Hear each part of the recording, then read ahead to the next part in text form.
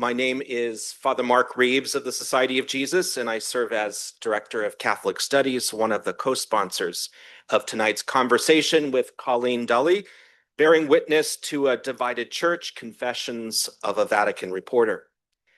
Before we start, I want to say that we at LMU are very happy to host this event, partly to celebrate our exciting partnership with America, Jesuit Review, and America Media.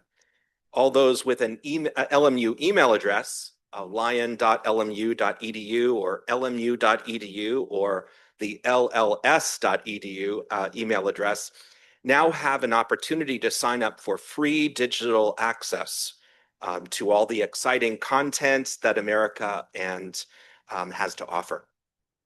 All those registered for tonight's event will receive an email with the designated URL to sign up for an America account.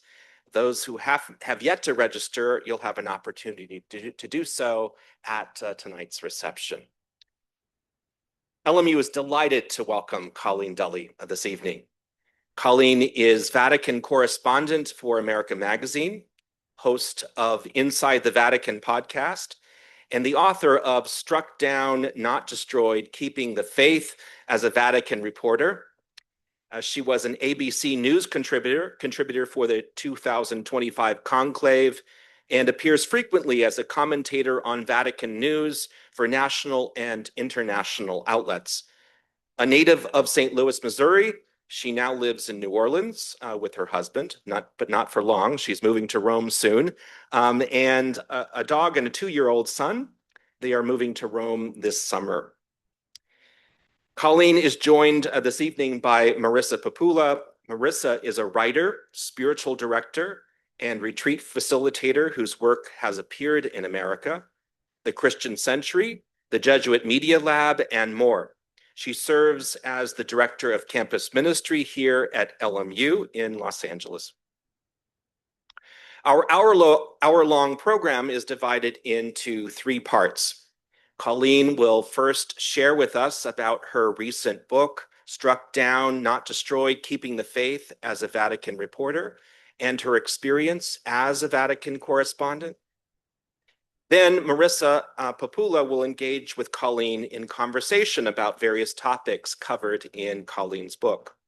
Then finally, I'll open the floor for Q&As where you will have an opportunity to ask Marissa and Colleen questions.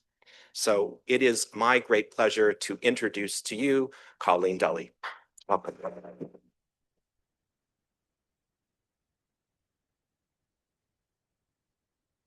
Hi, everyone. Thank you so much for having me.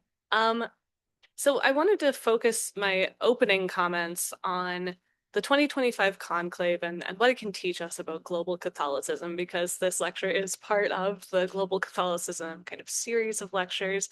And I think we have a lot of insights there. Then in my conversation with Marissa, we'll go further into the book and my experience of reporting.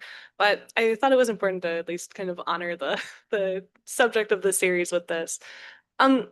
So what can the 2025 conclave teach us about global Catholicism?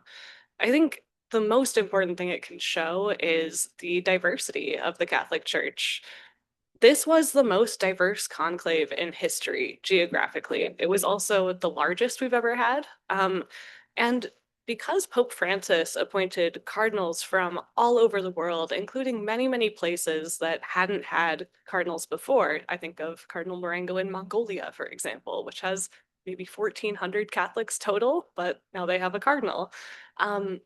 He shifted also the global center of the church south. This is something that's happening because of Catholics in general being more concentrated in the global south. But Francis started to appoint more and more cardinals who represented those places. And so while it's not perfectly representative, the College of Cardinals is not a representative democracy. It at least reflects more the global reality of the church. And also we saw kind of the fewest number of Italians that we've seen in a long time. That plays out in the conclave when you have fewer cardinals than ever speaking Italian, which is the working language of the Vatican. A friend of mine likes to say that actually the working language of the Vatican is bad Italian, which I I feel prepared to go to Rome.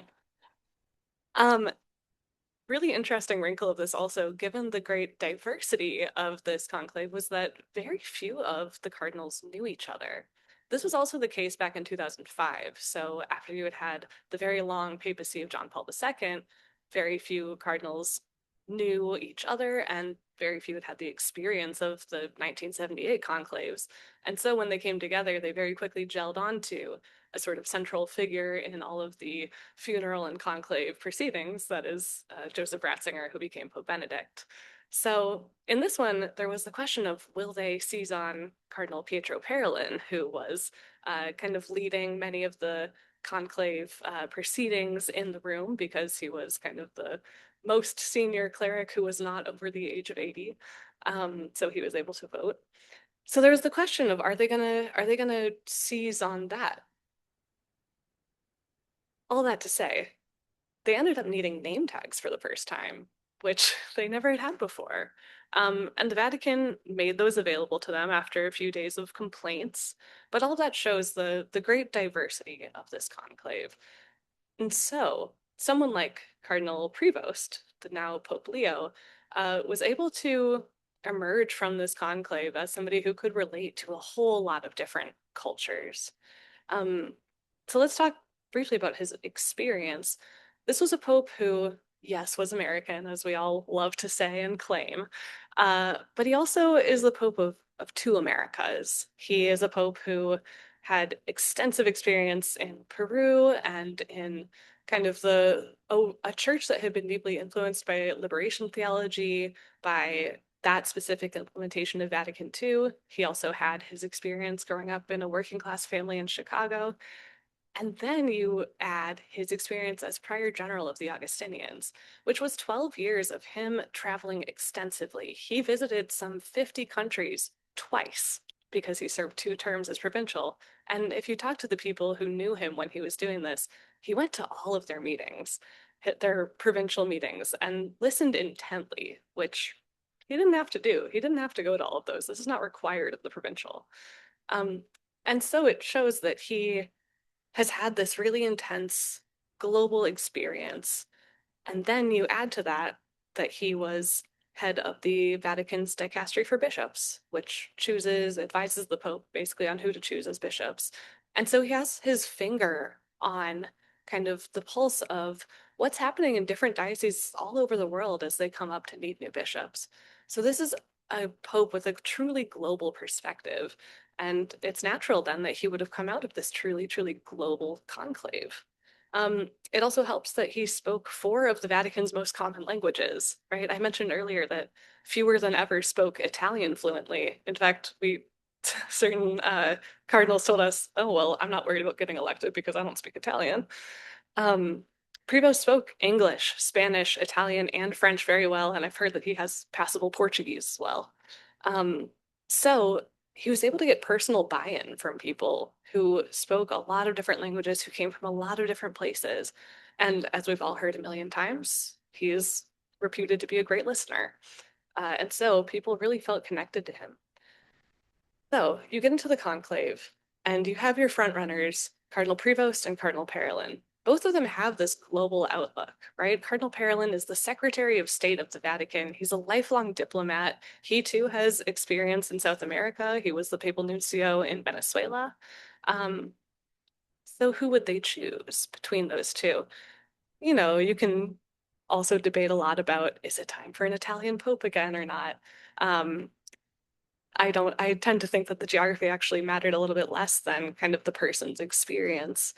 But Leo, the thing that set him apart from Parolin was that he had the lived pastoral experience of working in these places, of, being really enmeshed on the ground in a lot of different local realities that Parolin didn't have as much of. He travels quite a lot, but he had never been a pastor ever.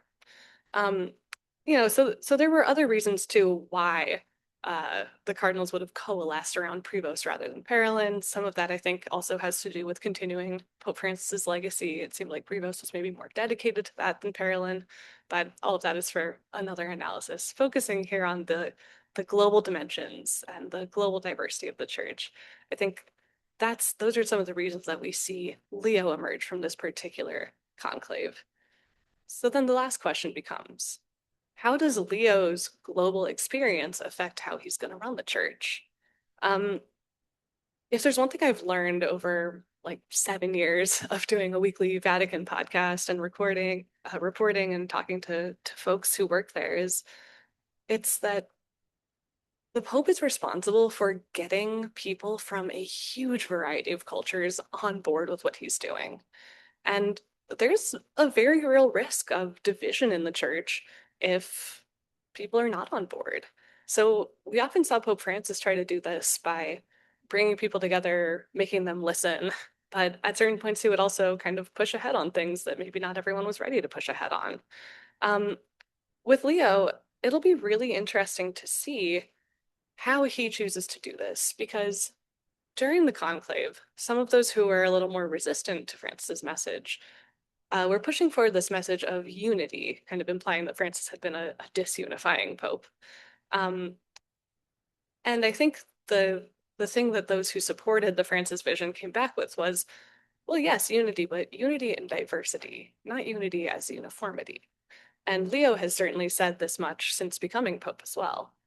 Um, So, how do you unify such a diverse church? As you can tell from the title of this presentation, it's that, this is a very, very deeply divided church. Leo walks into quite a messy situation.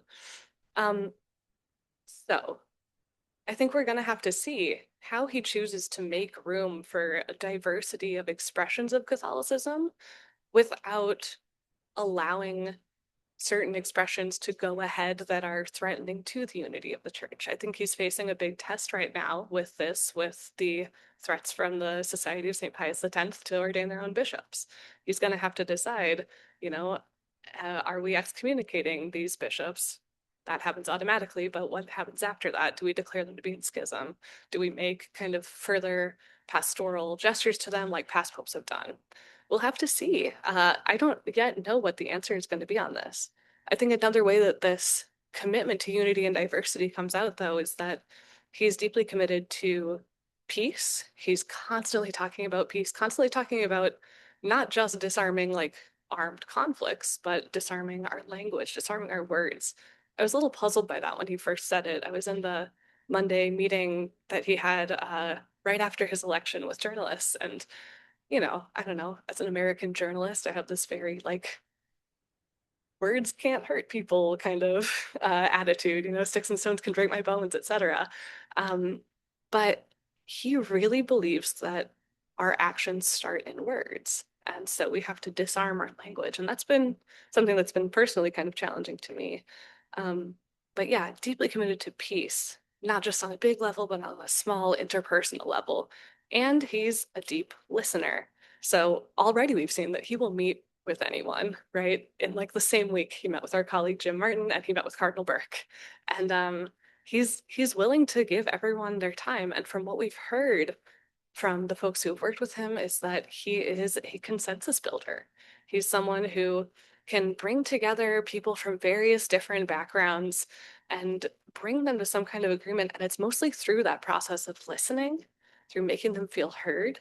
And then he is able to take a decision, even if it's one that's gonna make some people mad. That's okay with him. But he also has the like interpersonal skill and dedication to bring the people who are maybe losing something back on board with him. He handled this very well when he was appointed bishop in Chiclayo in Peru. He came into a diocese that for the entirety of its history, for the last 40 years, had only been run by Opus Dei bishops. And he came in and he was not that, and he had a very different ecclesiology. And yet, even though he faced some resistance, he was able to bring on board a lot of the Opus Dei priests of the diocese with his vision. Um, so a commitment to peace, a commitment to listening, a commitment to unity and diversity. I think these are kind of gifts that have come out of this unprecedentedly global conclave and given us this kind of unprecedentedly global hope.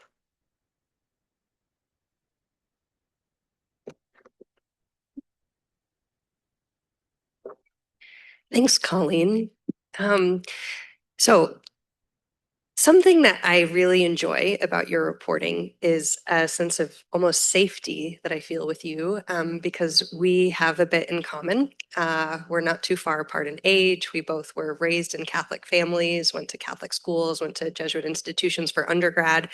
And you're reporting in ways that I think allow people to make sense of their place in the church and in the world assists me both, I think, in the public intellectual components of my role as director of campus ministry and in speaking with my parents, daily communicants in upstate New York, who will never have the privilege of having theology degrees, but are folks who care deeply about what it means to be Catholic. And your reporting offers entry points, a variety of entry points into those conversations. And what I appreciated about your book, among many things, was the braided narrative that you have of talking about these major issues that you have reported on and their personal resonance for you, and that those aren't divorced realities from a faithful Catholic who is reporting on the Catholic Church.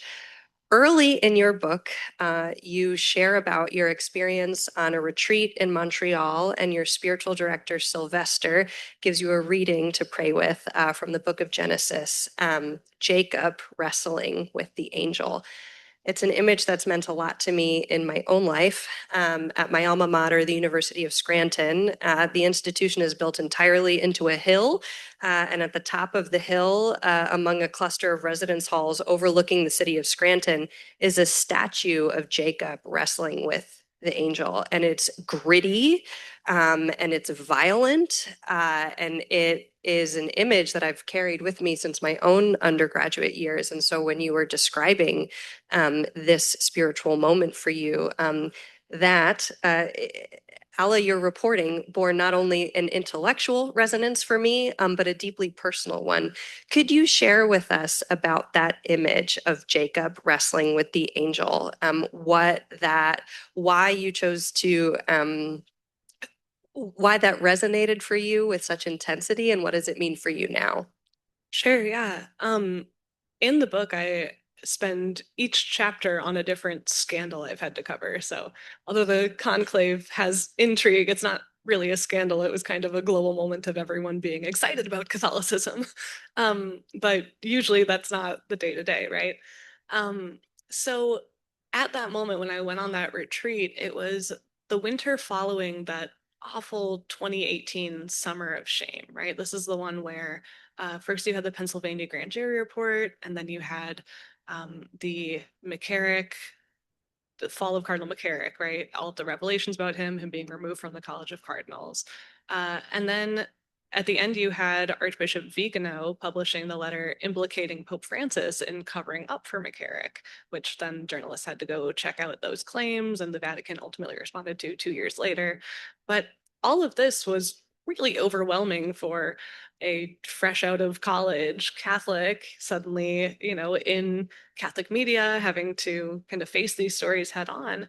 And I think because of my age and the age of a lot of my colleagues at the time, like we hadn't really had to deal with the 2022 wave of the abuse scandal. And so when it was coming out, we were facing it really as adults for the first time, and as adults who had signed up to be representatives of the institution, which was a heavy weight. And I won't say that it threw my faith into disarray, but it it meant that a lot of my like very familiar spaces of consolation within my faith were no longer consoling, right? It was that I was angry at the church, that, I would go to mass and just be like, you know, have a fist. And and so I had signed up to go on this retreat mostly to help Sylvester out, because he was in charge of recruiting some younger people to come to his I retreat. know a bit about Yeah, recruiting young people yeah, for this. And so I had said yes to this a while before, and I said, okay, well, I mean, I guess I'll still go. My faith could use some kind of help. And yeah, when I got there, he handed me that reading. And the big kind of revelation for me from sitting with it and praying with it in an Ignatian, imaginative way, imagining myself in the story was exactly what you said, how gritty it was, how physical, and how I started thinking about like, what was the point of it, right? If at the end God just wanted to beat Jacob in a wrestling match and then bless him and change his name and have this moment of transformation for him, he could have done that right away. He didn't need to be evenly matched with Jacob. They didn't need to wrestle all night, even when Jacob like dislocates his hip. They keep going. That had to be infuriating. If God could have stopped that, but didn't, then there had to be a reason. And the reason had to be, or at least my conclusion was, that there was wrestling, there was value in the wrestling itself, that God wanted Jacob to engage in that wrestling. And that resonated with me as a call to keep engaging and wrestling with the things that were making me really mad about the church, right? To keep facing them head on. And not only that, but to bring them to God, to yell at God about that, which kind of shortly after I did that prayer experience, I then went back to the chapel, I think the next night, and was just like, all right, God, you want to wrestle? Let's wrestle. And started just like throwing all these like details at God in prayer that I had been reading in these reports. And uh yeah, I really had to have it out, but it taught me that it was okay too to yell at God, right? And that that's a necessary part of the spiritual life sometimes too.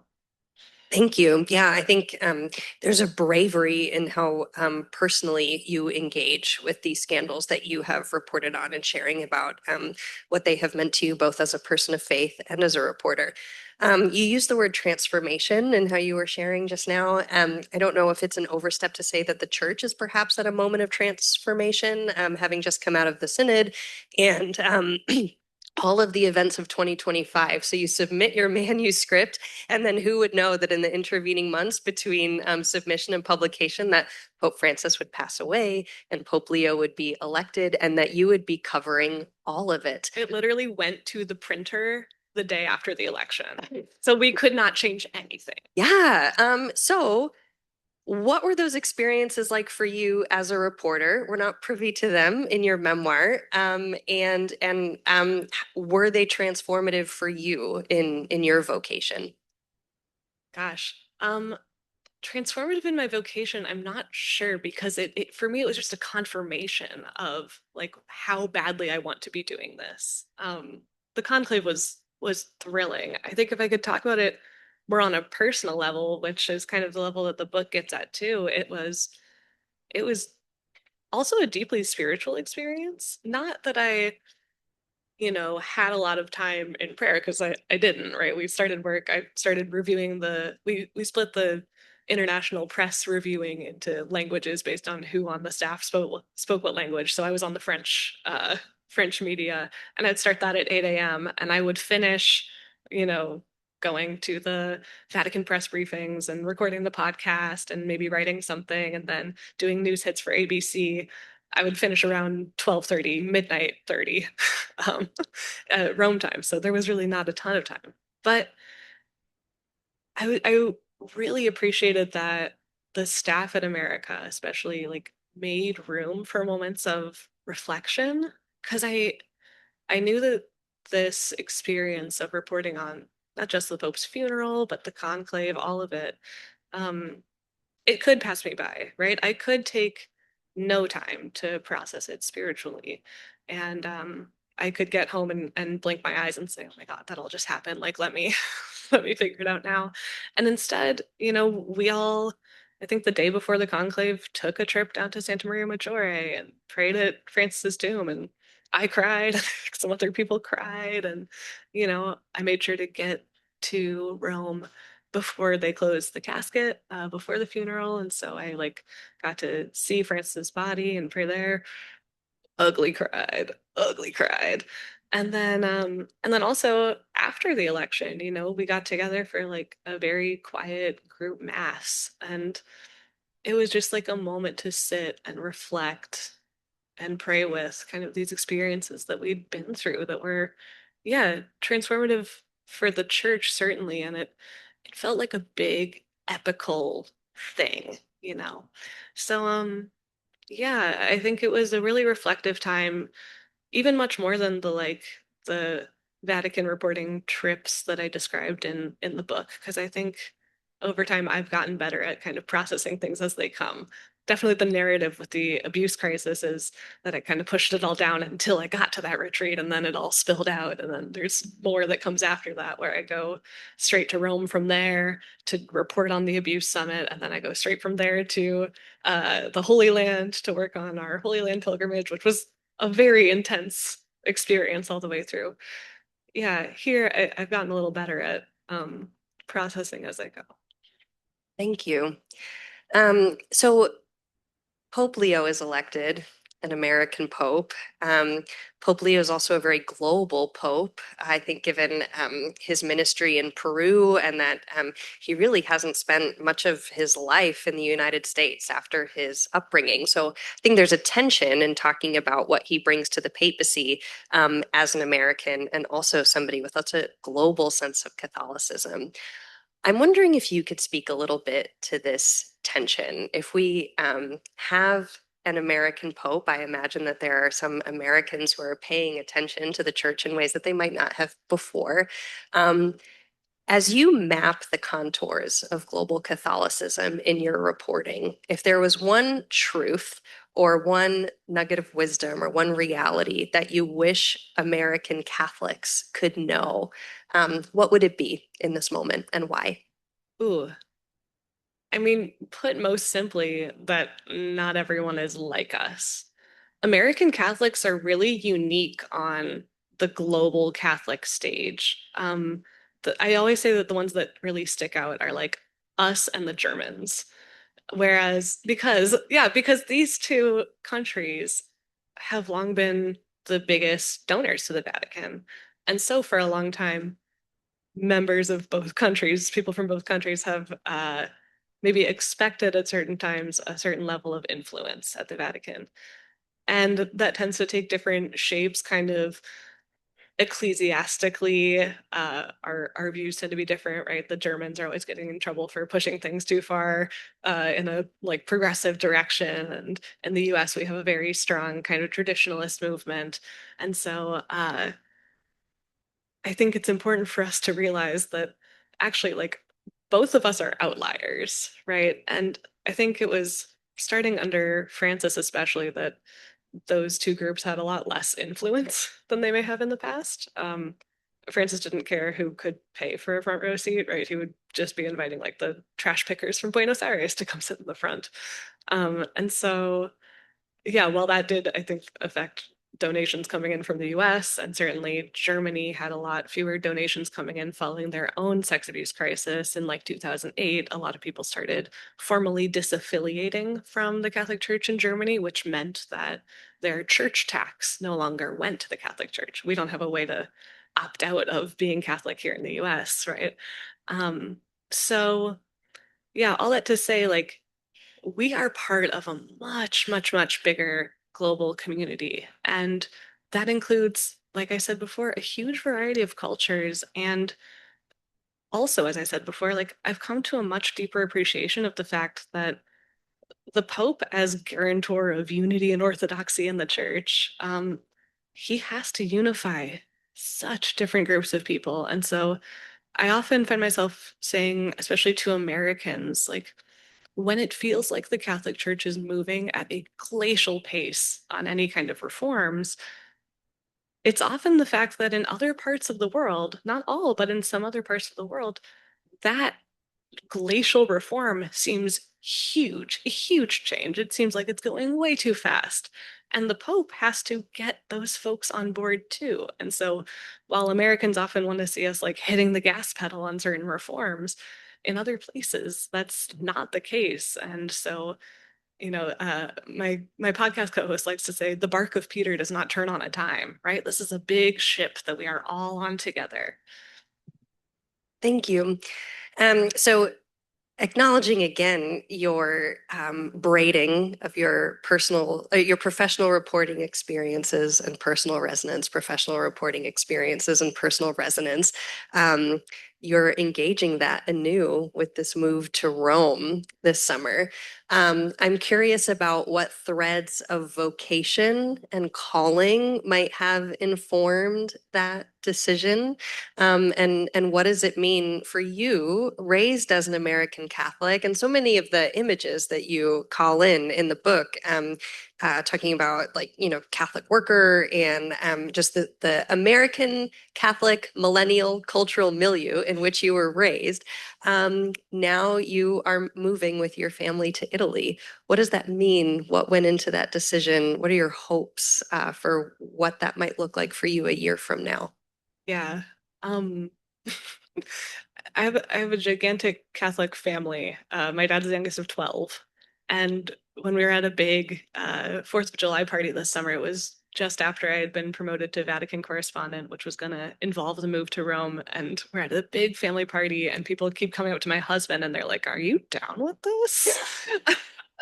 But his answer was that I've wanted to do this since before we started dating, right? Since way back when we were just friends in college. Um, and so this has kind of always been part of my sense of vocation. It's sort of become clearer over time as things fell together more. I didn't see how I was going to get into Vatican reporting, and then we kind of came up with the podcast, right? Um, I don't know. I guess I'm a big believer in a nation discernment. And so I try to kind of follow those signs of where the spirit is working when I can see them. And it just feels like over time, this has been affirmed and affirmed and affirmed for me. Um, which is not a super specific way to phrase it, but I guess that's yeah, kind of the best way I can. The irony is of writing a spiritual memoir is that I don't feel that I actually can speak about these things super well off the cuff. I write them better. Um, but yeah, the American part of the question is interesting. I mean, I had a French professor who said this thing that always stuck with me, which was to displace someone is to give them meaning. He would talk about this in terms of like this movie that Brigitte Bardot did, where they put her in like a brown wig, and you got to really see what she was like as an actress instead of just like a bombshell. But I do think that there's a lot of truth in that statement that taking someone from where they're from and putting them somewhere else, like you find out a lot about a person. Uh, and I've had that experience like living abroad before, doing my study abroad at Loyola. I was in Switzerland for a bit. So I'm excited to see kind of what unfolds in myself on a personal level. I'm obviously thrilled to be doing the work in Rome where it's all happening. It will make my job a lot easier actually because cardinals are not scheduling a Zoom call to drop me gossip the way they might over espresso. So yeah, everything will get a little bit easier on that front. And I mean also on just like a family level, you know, thrilled to give my kid an intercultural experience, have him soak up a new language while he's young. My husband's a medievalist, so there are certainly a lot more medieval manuscripts for him to study in Rome than in Louisiana. So, in many ways, it just makes a lot of sense. I love that. So you've introduced into the conversation some themes from your own prayer life, some personal practices. You mention early in the book the Yeats quote, what holds the center when the center will not hold. After reporting on the five issues, scandals, topics, sharing about the five issues, scandals, topics that you do in your memoir and sharing about what they have meant to you, now in your daily rhythm as a reporter, what holds your center? I'm asking this question looking out on an audience, recognizing that we have many professional Catholics in the room. We have folks who work in high school campus ministry. We have folks who work here at LMU in student-facing roles or in roles that have to do with advancing the Catholic identity of the institution. We all balance this tension. So for you, what sustains you in prayer? What holds your center spiritually, especially when it feels like it might not be holding? I think I've always had kind of a contemplative streak, maybe verging on a mystical streak. And these days, the place where I get that the most is in being a mom. Um, I have a 3-year-old son. He just turned 3 in January, and many of my afternoons after work are just spent with him until my husband gets home from adjuncting at our Loyola or whatever. And yeah, just watching him so often, it's an experience of wonder and of awe, at this person who is like coming into being before my eyes and who like I somehow made with my body. What? It's just, yeah. So I've been saying to people, like, while the spiritual narrative of the book is a lot of that intense wrestling, which still has its place in my spiritual life, especially if a big scandal comes up or something is making me really mad at God, right? Or if I'm just mad at something that's happening in the world and want to take it to God.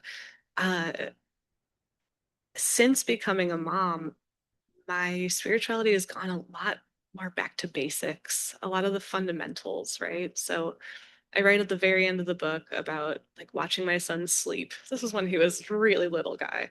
And feeling this overwhelming love for him as I was just watching him sleep and realizing that that's how God is looking at me. And then that's how God is looking at everyone else, including the people I don't like, you know? Like you talk about seeing Christ in another person. That's the view that we're called to have. And so um it's been things like that, not only that, also other things that I've had to just kind of learn to communicate in the most elementary way to my son about what we believe. It's really brought me back to a lot of the like God is love, like really core stuff. Um, yeah, so I would say that that's where a lot of my grounding spiritually comes in. I also, you know, I think in a busy world, it's a constant struggle to keep up a prayer life. Lately, I've decided to like abandon my perfectionism about prayer, and which really kept me from doing it much because I was like, oh well, I have to have like the perfect space, and I have to have X amount of time, which I don't have anymore. Um, these days I mostly pray in the morning with give us this day. Just like take 5 minutes. And it's like any little thing you can do to like turn your mind back to God is a win. So I figure that something is better than nothing, but that's kind of the contours of it these days. Thank you. Um, so returning to this theme of Jacob wrestling with the angel and wrestling and blessing, um, consolation and desolation, perhaps. If you were to do an examine of the global church, where would you find a sense of consolation and desolation? Where do you experience in your reporting now, in your vocation, a sense of wrestling? Um, and where is there blessing, even if we're walking away limping? Mm, that is a couple of good questions rolled into one. Um, I find hope in a lot of the places where not just where the church is growing, but in the particular expressions of like popular piety in those places. I think that, popular piety, like your big neighborhood Marian processions, this kind of thing, right? Can get dismissed as, maybe like a little cheesy or like, oh, people are just doing it because everybody else is doing it, or oh, it's just a party, which whatever. We have a God who invited people to dinner and said, keep doing this in memory of me. But right? um, no, but but the sincerity of those practices and like the deep meaning they have for those communities, I see so much of beauty in. And like when there are internal fights going on between whatever factions of the church, it's that kind of thing that always brings me kind of back down to reality, to the fact that like for most people, this is what Catholicism is, right? It's the faith that keeps them going in tough times. It's sometimes I think of like, who am I writing this for? And I'm like, okay, it's like the soccer mom, right? Who is like bringing her minivan to church. That's Catholicism isn't just the people who are fighting all the time. So to speak about the desolation for a moment, I think yes, the divisions are in the church are definitely the places of desolation for me, and especially as a reporter who has to like be, kind of in the social media space, both to monitor it and to get my own workout. It can be really, really disheartening, and I have to fight really hard not to like get sucked into that. Um, the places that I find consolation are, I think, the places where like I see the spirit moving. So that would be in like expressions of piety and the regular lived faith of everyday Catholics. And then also on the larger church level, on kind of the Vatican level, I guess, the push for synodality. I see a lot of hope in that. I end the book on it because I think it's a hopeful note. Um, so much of what the church has been going through in the last decades is a crisis of credibility. And I think that a way to move towards healing is to help people take ownership of the institution, to move into what I call in the book a mature faith, right? One that's taking responsibility. We can't just let, you know, the hierarchy or whatever, the bishops, whoever, feel like they have to carry the weight of the church's mission on their own. Right? Lumen Gentium taught us that we are all bearers of that mission and that we are protagonists of that mission. And so um, I think the Synod is inviting us into doing more of that. And I think that the place I find consolation is any time that Catholics are doing that, are rising to that occasion, whether that's organizing their neighborhood Marian procession, or it's, just dragging their kids to mass on Sunday, or it's hosting a global listening process that will possibly change the church for generations to come.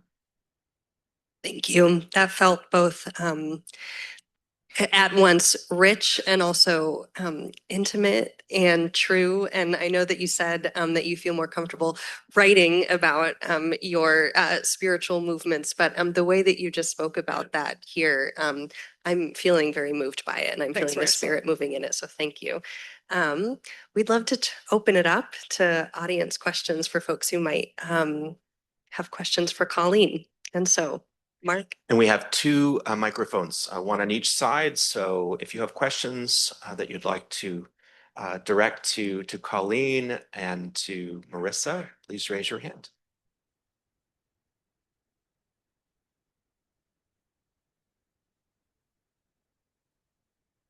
Thank you both for this very interesting conversation. I want to ask something to Colleen as a Vatican reporter. I think one of the most significant things that Pope Francis did was his emphasis on synodality. And even more so was bringing lay men and lay women into the synod and giving them a vote. And so I've read that Pope Leo now has had this, I forget the right term, convocation or Consistory? consistory of cardinals, and he's going to do this every year. But what is not clear is he going to continue the synod process with the lay men and women voting. That, to me, that's a great concern, and I think it will really say something about his agenda for the renewal of the church. Are you asking me if it's going to happen? I'm asking you if you know this in your expertise as a Vatican reporter. I don't know yet. What we do know is that the ecclesial assembly that's planned for 2028 probably will include that similar kind of voting structure. But it's already being called an ecclesial assembly rather than a synod, which is interesting. there was a lot of disagreement at the synod over whether this could really be called a synod, because a synod is traditionally a synod of bishops, right? There was this story that got out of one prelate slamming his fist on the table saying, "This is not a synod of bishops," and walking out. So it's a huge question, and I think that a good way to distinguish what the Pope is doing with the cardinals is to say that Leo is already exercising collegiality. I think it kind of remains to be seen to what extent he's going to continue on synodality. At the synod, there was a proposal, and it's in the final document from the first round, 2023, where they say maybe the way to do this going forward is to have an ecclesial assembly that includes lay people, followed by a synod of only bishops, because the bishops feel, and this comes out again in the synod documents and their discussions, they feel really isolated in their ministry, and they feel like they need a space where it can just be kind of them supporting each other, working out problems that arise for bishops.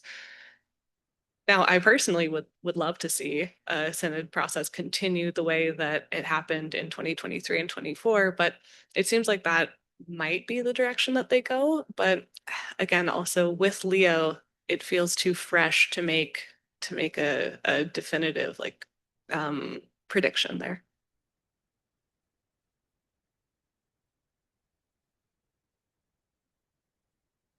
Thank you so much, Colleen, for the talk. It was great so far, both of you. Regarding the credibility concern of the church over the last few decades, what I recall, and I could be misremembering, was early in Francis's papacy that there was frustration expressed with the cardinals, with the bishops, in Francis wishing to root out the problem, but not being able to do it.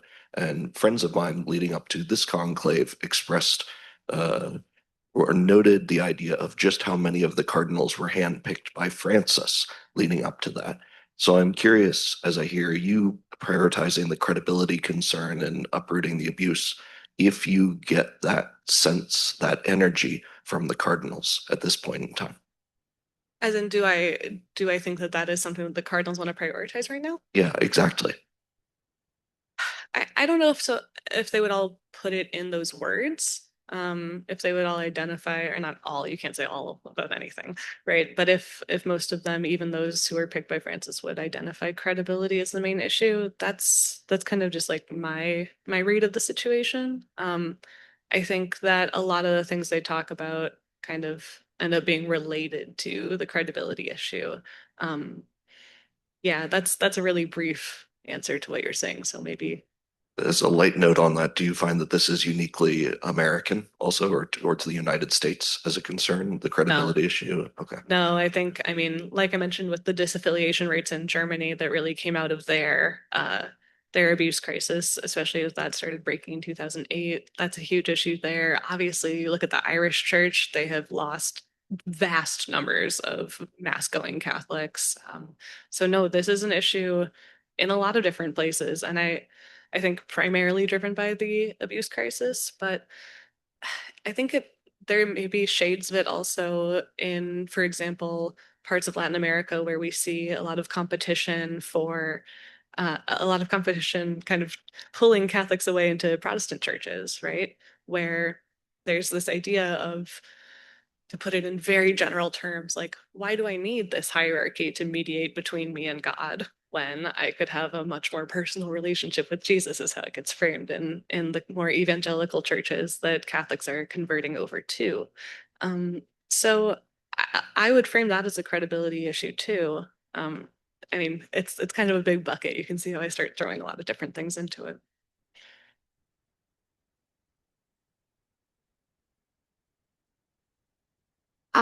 Oh my God, I'm so sorry. That was so loud. So excited to ask a question. I'm a campus minister at an all-girls Catholic high school. And right as the conclave was starting, a student came into my office, sat down and said, "So who are you voting for in the conclave?" Like very sincerely. And I had that exact same reaction. My first thought was, what are we doing wrong in our religious studies class that this is a question you have? But in my own spiritual life, I feel I deeply, deeply resonated with so much of what you talked about in this book, of all these things being revealed and how it is reflective in my own spiritual life. So I was really quick to write it off, but then giving it more thought, I thought this is a student who genuinely believes that her female campus minister has a voice in the church and that it matters. And what is my responsibility to, I don't support that vision instead of, just writing it off as something messy. And so given the bureaucracy and all the politics and the things that you see in your role, how do we as a church ensure that the synodal process or whatever we're doing is ensuring this future of the church, the church, the young people, this is their church too. And how do we ensure that and how we engage? This is a really large question. Can you solve every problem, please? I'm also like so averse to giving advice because I feel like my job is just to like find out what's going on and tell people, and then it's up to somebody else to solve it. I just want to say that I like really appreciate your instinct to take seriously the worldview that gave rise to that question, because I definitely would have blown it off, and that's why I can't do your job. Um, okay, so question was, how do we, you say it again? My question That's okay. Quite honest, but maybe from what you see from your vantage point, maybe how is the church, or is there space within the structure for us to take seriously these voices of young people or invite them into a process in some way so that they don't become young adults who are wanting to disaffiliate or things Yeah, like that? I think so. And I think that the Synod gave us a really good model to start following, and that the Synod challenged us to then start creating spaces that are like that. I think that the tougher part, and maybe something that you can start to implement in your campus ministry, and you probably already do to some extent, is those conversations can't just be, okay, you've been listened to, now go on your way, right? This has to be something that then has an impact on how the community is run. It has to be something that's maybe reflected in decisions. Maybe it's some kind of synodal consultation group is set up of students and they are consulted before any big decision is made, something like that. Um, I think that those are ways to make them feel heard and to have their voices actually make a difference, and for them to see what that can look like. And maybe that gives them then the courage to be part of similar structures in their parish or whatever. But it's hard, right? Because people also have to be willing to make room in those spaces. And many times what you see is, the same people stay in those spots, or they're meeting on like, I don't know, a Tuesday at 3 or something because most of the members are retired. And it's like, well, where are the working people in this? So I think it's an ongoing challenge. I think it's a challenge that has now been like echoed at the very highest levels of the church. And the tougher part is that it's up to a lot of us to implement it now. So the way that I see this happening best in my reporting is when lay people get really excited and just go for it. I've covered a number of those cases, and they really strike me with like, yeah, the different ways that people have just come out and said, I'm not waiting for, the local bishop or whoever to put in place a synodal listening process. Like, I'm just going to do it. And then they do it. And the Vatican was really open to it. They said, send those reports from those listening sessions that you're doing, send them straight to us. And they were heard and they were integrated into the global process. So the challenge for us is, okay, that was that one part of that one specific process, but how do we make this a more kind of integrated way of being in the church? And that's the big challenge that's come down. And it's what we're supposed to be figuring out in these intervening years between the synod wrapping up in Rome and the 2028 ecclesial assembly, because at the end of that, that's when they're going to be evaluating how did this go, what all remains to be done. So it's right now that like the creative things that are going to become their test cases, that are going to become the things that they talk about as this worked or this didn't work, that are being done. So I think we're being invited to a lot of creativity right now. We have time for maybe one more question. I have a question. Sure. You had a challenging chapter on the making of saints, Yes. and I'm not going to reveal the chapter and why I found it challenging, but you spoke about being a part of the process for Dorothy Day's Yeah. process for beatification, canonization, God willing, sometime. Where are we since the publication of your book? Have there been any developments? In the Dorothy cause? Yes, in the Dorothy cause. It's been slow going. We are waiting for miracles, which usually means something is not going to happen when people say that, but we are quite literally waiting for miracles that can be confirmed. Um, yeah, so it turns out part of the genius of kind of the Catholic Church codifying this canonization process starting in the 8th century is that they made it really, really hard to prove that a miracle had happened. And that's in part because this was kind of responding to a lot of sentiment that the church was anti-science or whatever. And so they put in place these really, really strict tests. And so basically these days to get a miracle attributed for a canonization cause, it has to be a medical miracle almost always because the person's condition is very well documented before the alleged miracle and after. You then have to have multiple doctors testify to it. One of them at least has to be a non-Catholic. Yeah, so like tons and tons of review for these things. And then something that we've come up against in the Dorothy cause, and I think I can share this, is that people aren't always willing to contribute to a cause. There was a case that came to us of someone who had an unexplained healing that maybe met the requirements, but that person does not have warm feelings towards Catholicism and didn't want anything to do with the canonization process. And so that is not able to count for the Dorothy cause. So there's cases like that. And so it's really kind of up to us who are working on the cause to keep asking people to keep praying for miracles. Ask Dorothy specifically. Also, another hang up of this. You can't ask other saints too. You have to just ask Dorothy. Otherwise, it could count. It doesn't count. Yeah. Yeah, so we have to keep asking people, one, to pray for miracles, and then two, if you think something happened, let us know. That way we can, work with the Vatican to try to get it checked out. But until we get some miracles, we can't move the process forward.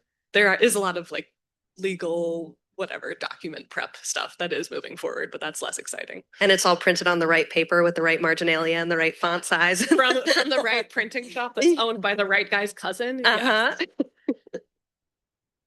Dorothy Day, pray for us. Amen.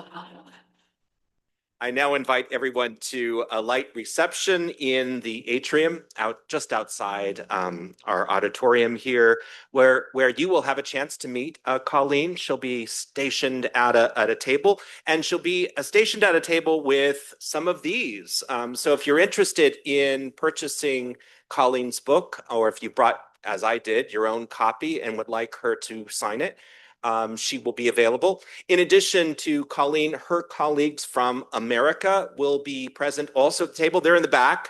They're the good Catholics. Good Catholics always sit in the back.